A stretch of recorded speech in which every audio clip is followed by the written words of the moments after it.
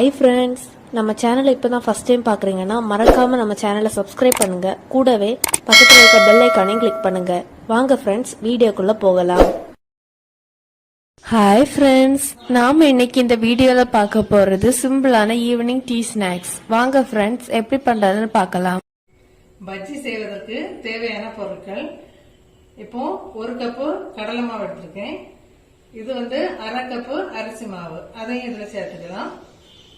இது 1 டீஸ்பூன் வத்தல், காரத்துக்காக எடுத்துக்கோம். அது உங்க தேவைக்கேற்ப கூட்டியோ குறைச்சோ சேர்த்துக்கலாம். 1 டீஸ்பூன் ஜீரகம், இது 1/4 டீஸ்பூன் மஞ்சள்,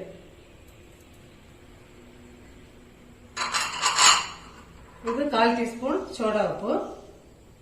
இப்போ தேவைக்கேற்ப உப்பு எடுத்துக்கலாம்.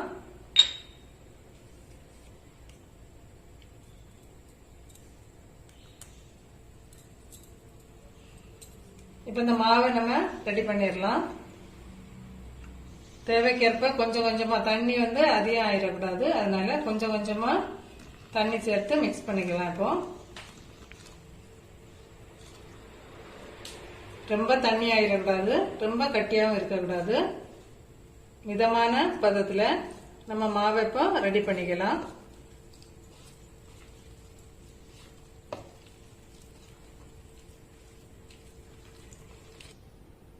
மாவு இப்போ ரெடி ஆக்கிட்டோம். நம்ம தண்ணி இந்த பதத்துல இருக்கணும். ரொம்ப திக்காவும் இல்லாம ரொம்ப தண்ணியாவும் இல்லாம இந்த பதத்துல இருக்கணும். இப்போ இதுல 1/4 டீஸ்பூன் காயம் சேர்த்துக்கலாம். நம்ம ஃபர்ஸ்ட் சேர்க்க மறந்துட்டோம். காயப்பொடி சேர்த்துக்கலாம். இப்போ இதுல 1/4 டீஸ்பூன் சேர்த்துக்கோங்க. இது பிகினர்ஸ் கூட ரொம்ப ஈஸியா செய்திடலாம். நம்ம ஈவினிங் ஸ்நாக்ஸுக்கு ரொம்ப சுலபமா செய்திடலாம். இப்போ நம்ம பஜ்ஜி செய்யறதுக்கு வாழைக்காய் ஸ்லைஸா சீவி வச்சிருக்கேன். இந்த சைடுல இத போல கொஞ்சம் தொலி ரொம்ப இருத்தி எடுக்காம இத போல ஸ்லைஸா சீவி வச்சுக்கோங்க. அப்புறம் பொட்டேட்டோ சீவி வச்சிருக்கேன். இந்த பஜ்ஜி போடுறதுக்கு நம்ம கற்பூர வெள்ளி இலை, சின்ன பிள்ளைங்க எல்லாம் கற்பூர வெள்ளி இலை சளிக்கு எல்லாம் ரொம்ப நல்லது. ஆனா தனியா கொடுத்தா யாருமே சாப்பிட மாட்டாங்க. நீங்க பஜ்ஜியா போட்டு கொடுத்துட்டீங்கன்னா அது உங்களுக்கு ஹெல்த்தியான பஜ்ஜி கூட ஆயிரும். அதனால அதுலயும் ட்ரை பண்ணி பாருங்க. இப்ப வாங்க எப்படி பஜ்ஜி போடுறோம்னு பார்க்கலாம். நம்ம இப்ப பஜ்ஜியை போட்டு எடுத்துடலாம். இப்ப அடுப்பு ஆன் பண்ணியாச்சு. எண்ணெய் கொஞ்சம் நல்லா சூடாகட்டும்.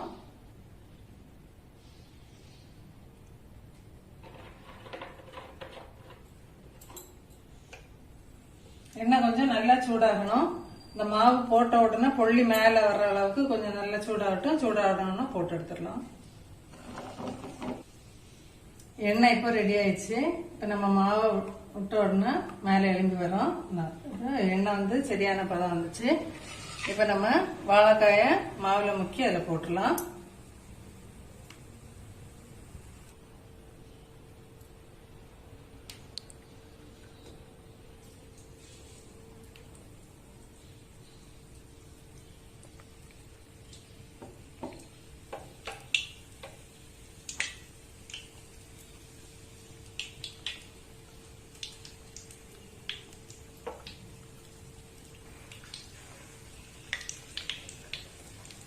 நீங்க பிகினர்ஸா இருந்தா நீங்க மாவை கையில தூக்கி வச்சுட்டு போடுங்க. அப்ப உங்களுக்கு ரொம்ப ஈஸியா இருக்கும் போட்டு எடுக்கிறதுக்கு. அதே போல சின்ன குழந்தைங்க இருக்கிறவங்க வீட்டுல இந்த கற்பூர வெள்ளி இலை பஜ்ஜி போடும்போது இந்த கற்பூர வெள்ளி இலையில 2 இலை போட்டு பிள்ளைங்களுக்கு கொடுங்க. அது ரொம்ப ஆரோக்கியமானது. எல்லாருமே சாப்பிடலாம். ஆனா இப்ப இருக்க சூழ்நிலையில எல்லாருமே யூஸ் பண்ணலாம் கற்பூர வெள்ளி இலை. அதனால பஜ்ஜி போடும்போது அந்த கற்பூர வெள்ளி இலையும் சேர்த்துக்கிட்டீங்க அப்படின்னா பஜ்ஜி சாப்பிட்டது போல ஆச்சு, ஹெல்த்தியான நம்ம ஸ்நாக் போல ஆயிட்டு.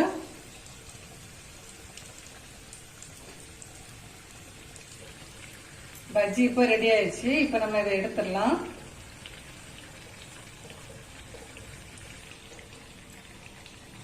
இப்ப நம்ம பஜ்ஜி ரெடி ஆயிடுச்சு. நம்ம இப்ப எடுத்துடலாம். இப்ப சர்வ் பண்ணலாம்.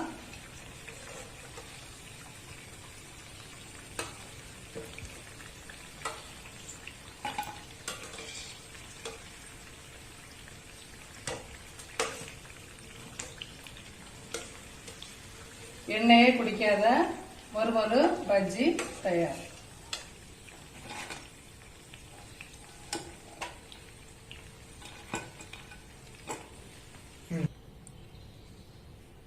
இப்ப நம்ம கற்பூரவல்லி இலையில பஜ்ஜி போட்டுடலாம். இது எல்லா பஜ்ஜி போட்டு போறதான் நல்லா டிப் பண்ணி அப்படியே போட்டு எடுத்துக்கோங்க.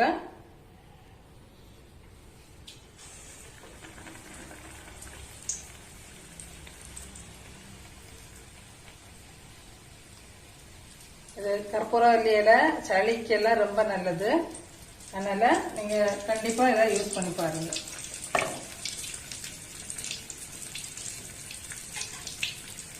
இலையை தனியா கொடுத்தா யாருமே சாப்பிட மாட்டாங்க.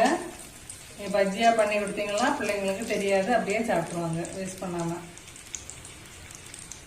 இலையில போட்ட பஜ்ஜி சூப்பரா வந்திருக்கு. இப்ப இது ஈவினிங் டீயோட நம்ம என்ஜாய் பண்ணலாம் வாங்க. இப்ப பஜ்ஜி ரெடி ஆயிடுச்சு. நம்ம சட்னியும் வச்சு சூடா டீயோட ஈவினிங் டீயை வந்து என்ஜாய் பண்ணலாம் வாங்க.